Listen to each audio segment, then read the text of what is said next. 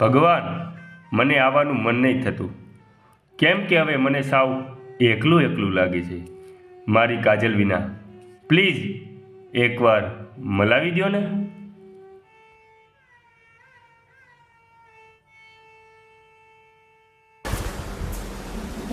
અરે કાજલ, તું ક્યારે આવી?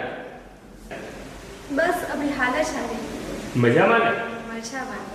ચાલ બહાર બેસીને વાત કરીએ. ચાલો.